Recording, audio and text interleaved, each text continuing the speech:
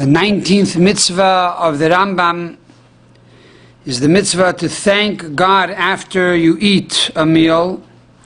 As it says in the book of Deuteronomy, chapter 8, verse number 10, there it states, "And you shall eat and be sated and bless the Lord your God." And from here we see that saying grace, which means the Birkat Hamazon, to thank God for the food that you ate, is a Torah mitzvah, not a rabbinic mitzvah. For it clearly states in the Torah, "And you shall eat and be sated and bless God your Lord." This is the mitzvah of the Rambam, mitzvah number 19. To understand this mitzvah on 5 levels, on Pshat, Remez, Drush, Soid. First and foremost, the simple level, and that is a level of Pshat. Based on the simple level, we know that there are 4 major blessings to the grace after meals. And that is after a person eats bread made up of any of the 5 different grains of wheat or barley or spelt and rye and oats. If you eat 1 ounce or 2 ounces of bread, and especially if you are full after eating an entire meal, you're obligated to do the grace after meals, which is called the Birkas Hamazon. And there are 4 blessings in the Birkat Hamazon. The first blessing was instituted by Moses. When the Jews were in the desert and the manna began to fall from heaven, Moses said, "Thank God." When the Jews entered into the land of Israel, Joshua established the second blessing. When King David and Solomon began to build the temple, they instituted the third blessing. And then finally, after the destruction of the temple, the rabbis of Yavne established the 4th blessing when they allowed the Jews to bury their dead, those that died in the fortress of Beitar. So these are the 4 blessings that one recites in the grace after meals. And as the Chinuch goes on to explain that Moses established the basic blessing, but the terminology and the actual lyrics and the actual liturgy of each blessing, this was established by Ezra, the scribe, and his men of the Great Assembly. So the general blessings were established by Moses, Joshua, David, and the rabbis of Yavne, but the actual words that we use today are based on the actual words that Ezra, the scribe, instituted. This is the pshat, this is the history and the simple interpretation of the grace after meals. What is the remez, the hint? How does this hint to the coming of Mashiach? So we know that in the 3rd blessing of the grace after meals, it says over there, we praise God, Al Malchus Beis David Mishichecha, for the kingship and the house of David, your anointed one, V'al Habayis HaGadol VaHaKadosh, and for the temple, the large and holy temple that Solomon built. So here we see in the grace after meals an allusion to the building of the 3rd holy temple. And furthermore, we find specifically in the Tractate of Pesachim, page 119, side B, it says that when Mashiach will come, God is going to make a big meal for all the tzaddikim. And at that meal they're going to eat the famous Leviathan, the fish that God put away from the beginning of creation, the Sher Haber, the wild ox, and also the yayin, Hamishumar, the wine that God put away from Gan Eden, from the Garden of Eden, from the time of Adam and Eve, that was aged all the years. And at the end of the meal, he's going to turn to Avram. He's going to say, "Avram, now you should lead the benching. Fill up a cup of wine and lead the benching." Avram is going to say, "No, it's not for me. I can't do it. Because I have a child that came forth from me by the name of Ishmael. I'm unworthy." God turns to Yitzchak. "Yitzchak, you lead the benching." Yitzchak says, "No, I'm also unworthy. I had a child by the name of Esav." He goes to Yaakov. "Yaakov, you lead the benching." Yaakov says, no, I can't do that. I married 2 sisters. And later on, the Torah said that one should not marry 2 sisters. So he turns to Moses. Moses, you lead the benching. Moses says, I cannot do it because I did not enter into the land of Israel, neither when I was alive or after my death. I'm unworthy. Joshua, you lead the benching. Joshua says, no, I cannot do it. I had no sons. And God turns to King David and says, David, you lead the benching. He says, fine, I'll do it. And he picks up the cup of wine. The tractate in Yuma says, how big is this cup of wine that King David is actually going to make the blessing over? Says the tractate of Yuma that we find the pasuk says, Koisi Rivaya, that it is a full cup. What is this full cup? The word Rivaya, which means full, if you add it up, equals 221. Says the Gemara that the cup that David will use to make the after blessing when Mashiach will come will be 221 lugs, or lugin. How much is a lug? A lug on average is at least 12 ounces, if not more. So you're talking about at least 21 gallons of wine will be the cup of wine upon which King David will make the blessing. So here we see from the Gemara that the concept of grace after meals and the kois shel bracha, the wine that accompanies it, is connected with the redemption. Why is it 221 lugs? Chassidus explains that the word 221 is the same as the word arich. Arich alludes to God's erech apayim, God's ability to never get angry, to prolong his anger. And arich also alludes to the level of God's crown. And therefore the cup of blessing means that David will reveal the crown of God to the rest of the world. This is the remez, the hint. What is the drush? What is the homiletics on the grace after meals? So we find an interesting Gemara. The Gemara says in the tractate of Brachos that the angels turn to God, and the angels say to God, God, is it true? Is it not true that you, God, say in your Torah that you will not take bribes? Is it not true in your Torah that you say you will not show favor to a person, and therefore if a person has sinned, he must receive punishment? God says yes. Then the angels say to God, but it also says in the famous priestly blessing, Yisa Hashem panav elecha v'yasem lecha shalom, that God, you will show favor with your face, with your countenance to the Jewish people. In other words, you will forgive them for their sins. So God responds, what should I do? It says in the Torah, v'yachalta v'savata, you shall eat and you will be satiated, and you will bless the God your Lord. However, we know that the Jews are careful. They are very, very meticulous and scrupulous, that even if they eat only 1 ounce of bread, they're also going to recite the entire 4 blessings of the grace after meals. So if they are going beyond the law, they are going beyond the letter of the law, I too will go beyond the letter of the law, and therefore I will bless them and I will forgive them. This is the power of the grace after meals.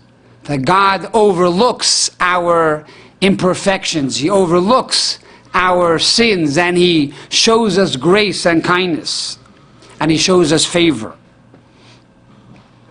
But there's a question that is asked, how is it possible that the Torah says you must eat and be satiated, which means you have to have a full meal? The average person doesn't get full on 1 ounce of bread. How can the rabbis come along and say, you know what, even for 1 ounce of bread or even 2 ounces of bread, you should already do the grace after meals? And the Zohar goes on to explain that in truth, the soul of man, which is godly and holy, is satisfied by eating even 1 ounce of bread. And those people who are medagdikim, those Jews who are scrupulous in the Torah, and their body and their soul are aligned, once the soul eats this 1 ounce of bread, the soul begins to scream. And the soul screams and says, I'm full, and I want to thank God and praise God for the pleasure that I have received from God's world. And therefore she wants to make a bracha, she wants to make the blessing, the grace after the meals. And therefore comes along the rabbis of the Talmud and they say, you know what? Yes, if the soul already feels this pleasure, then we will agree that the body should also respond and make the grace after meals. However, according to the Zohar, according to the mystical aspect of the Torah, it's not only that the soul feels the pleasure by 1 ounce, but rather the body is now satiated because the soul is satiated. And because the soul is satiated already by 1 ounce, therefore already according to the Zohar, the body is now satiated, and therefore the body is obligated to recite the grace after meals. This is the drush, this is the homiletics. What is the soid? What is the esoteric level of Torah? We find that the Yavitz, Rabbi Yaakov Emden, says that prayer and eating are synonymous. Why? He says prayer is food for the soul. And food is literally sustenance for the body. So therefore prayer and eating are the same because they both fill a void. Prayer fills the void of the soul and food fills the void of the body. However, spiritually he says on prayer you're going up the ladder. Like in the famous dream of Jacob, you start on the bottom and you go up. However, when it comes to the grace after meals, now that you're full already, you are bringing God down to the world. And therefore he says there are 4 rungs in prayer. There were 4 rungs in the dream of Jacob, alluding to the 4 worlds, starting with the world of Asiya, and then Bria, Yitzira, and Atzilus, or rather Asiya, Yitzira, Bria, and Atzilus, going to the highest world from the lowest world. And then you have the grace after meals, you start from the highest world, which is Atzilut, and you come down, you bring it down into Bria, into Yitzira, and then into Asiya, into the world of, from the world of emanation, you bring it down into the world of creation, to the world of formation, and the world of action.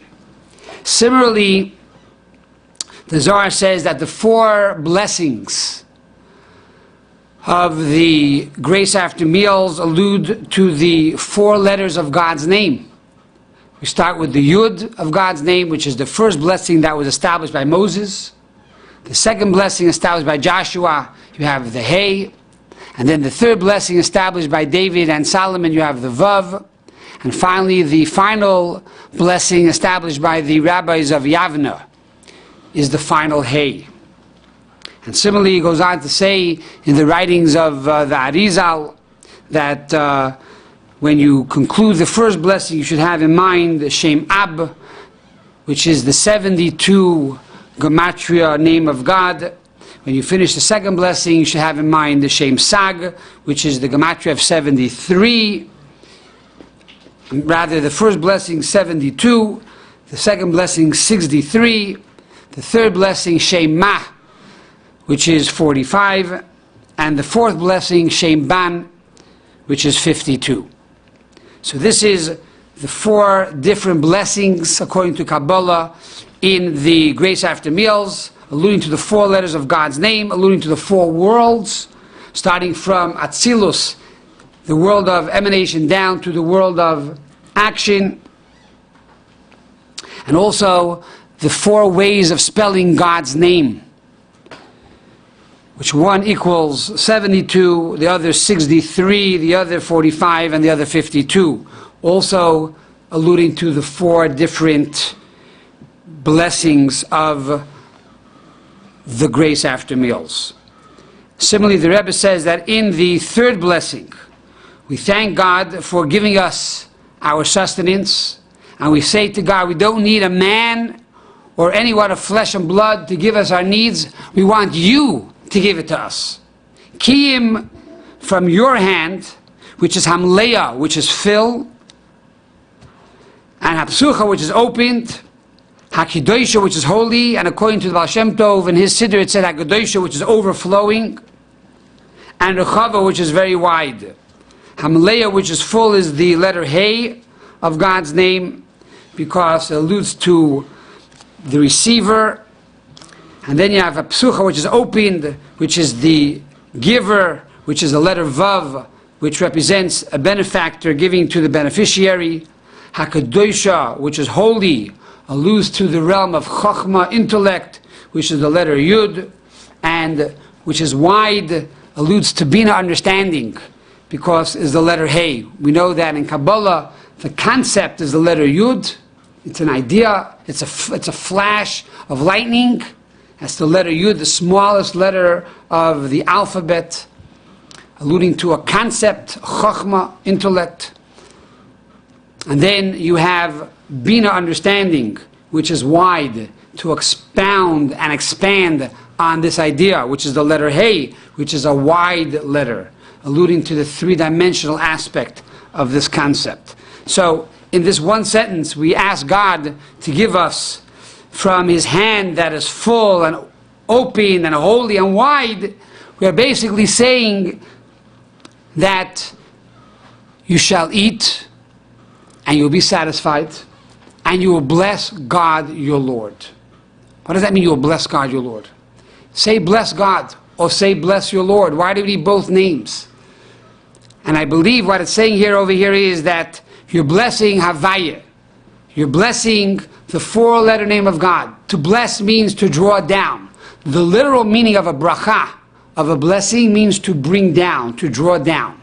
You are drawing down the 4-letter name of God, which is above time, which is above space, which is above creation, which is above the chain reaction of nature. And you are now making this your God. Your God means your nature, your energy, and your sustenance.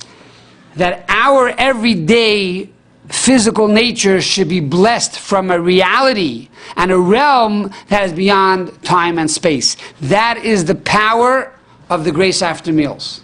The grace after meals is so powerful that it has the ability to bring down an energy and a sustenance from God Himself, which is beyond the worldly order, which is beyond nature, and this is what really gives us our strength and our life and our energy. That is what the Kabbalah is saying in many words, and we are comprising it into one sentence. What does Chassidus say about the grace after meals? We find a very interesting thing, and that is, the Zohar says, and listen very carefully to the terminology because it's going to be misleading at the beginning. But if we get to the end, you'll see the brilliance of it. It says, even though women and children are paturim min ha-mitzvos, which means they are not obligated to do the mitzvos, still no, when it comes to koishal bracha, to hold the cup in your hand at the grace after meals, they are obligated. According to the Zohar, women are obligated to have the koishal bracha, to make a bracha on the wine after the grace after meals. Now the question is, why does the Zohar say even though women are not obligated to do mitzvahs? That's not true. Women are obligated to do all the negative commandments, which are 365 negative commandments. That's a lot of mitzvahs. And they're obligated to do all the positive commandments that are not time-bound. And as the Rambam says, the difference between men and women today on a practical basis is 14 mitzvahs. Men have to do 14 more mitzvahs than women on a daily basis. So, what does it mean that women are not obligated to do the mitzvahs? Still in all, they're obligated to make the blessing on the cup of wine after the meal. So therefore, we have to say that Zohar is alluding here specifically to the mitzvah of the grace after meals. Now, what does that mean? Let's understand this according to Chassidus. And we're going to basically go through the Gemaras that we talked about up until now. The idea of Seudah, the idea of meal, and the idea of cup of blessing represents two separate concepts. The idea of a meal is to eat. And when you eat, you take the good from the bad. And after you eat, so the body gets rid of the negative, of the bad, and it keeps the good. So the idea of Seudah, the idea of eating, the idea of a meal, according to Kabbalah and Chassidus, is a war. It's a war to find the good from the bad. That is the idea of Seudah. That is the idea of a meal. What is the concept of Koisho Bracha, the grace after meals, and primarily the holding of the cup? The idea of holding of the cup represents only good and no bad. This represents the end of days after Mashiach will come, when there will no longer be evil in the world, and there will only be bracha, there will only be blessing. Now, in truth, even after Mashiach will come, there will be two basic periods. There will be the first period, which is the period of the meal, and the second period, which is the period of the cup of blessing. After Mashiach will come, no longer will there be war in the world, and the Jews will no longer be under the rule of foreign nations. We will totally be independent. However, evil will still exist in the world. The second period, or the second era of Mashiach, will be a time when there will no longer be any evil in the world at all. Evil will be swallowed from the face of the earth. That is the period of the resurrection of the dead. There will no longer be death, no longer will there be sickness, etc., etc. So the first period after Mashiach is called the period of Seudah, of the meal. The second period is the period of the cup of blessing. Only good, no bad whatsoever. And this also sheds some light on the Talmud that we said earlier. When Mashiach will come, God's going to make a big meal, and He'll give the tzaddikim to eat from all the foods that He prepared already from the beginning of time, this delicious herring from the Leviathan, and the delicious meat, etc., etc., from the wild ox, and the wine that He hid and is aged from the story of Adam and Eve in the Garden of Eden. And then He's going to ask Avraham to lead the benching. Avraham will say, no, I can't do it. Why? Because wine that we have today is a mixture of good and evil. But this wine that God is going to serve is only good. There's no evil whatsoever. There's no evil that even exists.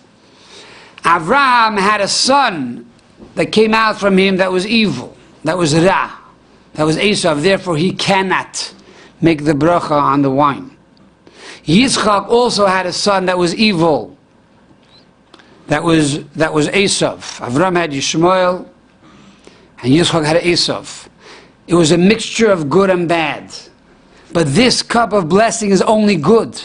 So therefore they cannot make the bracha on this cup of blessing. Rather, it's given to King David, and he makes a blessing on a big barrel of wine, at least 21 gallons, alluding to the revelation of the crown of God.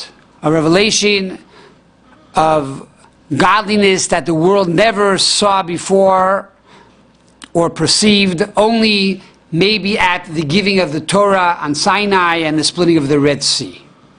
And this revelation will be revealed through this meal and through the cup of bracha that King David will lead us in. And this all comes down to the connection of women and children. And that is, women have a direct connection with the redemption. And being that the cup of blessing is directly connected with the redemption, therefore, according to the Zohar, women have a mitzvah, an obligation, to make a blessing on the cup of bracha, on the cup of blessing.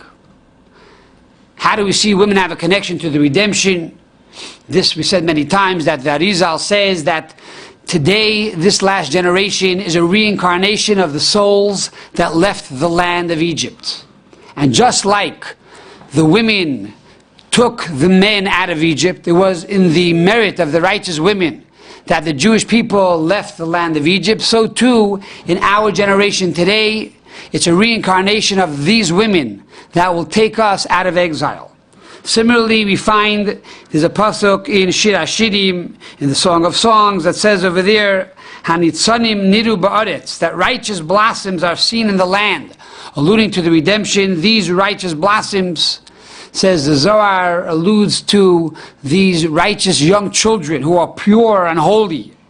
And in their merit, we're going to see the coming of Mashiach. So because women and men, and women and children have this unique ability to bring about redemption, both of them are responsible to make a blessing on the cup of blessing. And therefore we understand what the Alter Rebbe writes in Tanya, that all of the revelations that we're going to see when Mashiach comes is based on our actions and our service throughout the days of exile. So the question comes to mind, but we just said earlier that women and children don't have any obligations. So how can we say the revelations will come about through them? And the answer is, as we said earlier in the Gemara, that the whole concept of the grace after meals, God says, is because the Jews are medagdikim al atzmam. They are scrupulous to make the grace after meals, even for eating a little piece of bread, even for having one kazayis, 1 ounce of bread. In other words, the mitzvah, the obligation, is to thank God only when you eat a full meal. But when it comes to making the grace after meals, the Jews go beyond the Torah. They go beyond the commandment. They want to thank God even for a little kazayis. And this is really the role of the women and role of the children. The Zohar says they're not commanded. In other words, they're not doing the mitzvahs because they have to. Women and children don't do the mitzvah because they're forced to do it. Women and children do mitzvahs because they have this essential bond and this essential connection with God that transcends even the Torah. It transcends time and space. And this love that a woman has to God, and this love that children have to God, this is what's going to bring us to the finish line. This is what's going to bring us over the edge, to bring us to a time and an era that the world will no longer know from evil and death and suffering, but rather we're going to have a beautiful feast and a banquet, and together we will hear how David himself will finish the grace after meals and make the bracha on the cup of wine. And this will come about through following the lead of the righteous women and through following the lead of children who do the mitzvahs not because they're forced to do it, but rather who do the mitzvahs because they love God and they have this essential connection. And through this we will truly see the coming of Mashiach speedily in our days.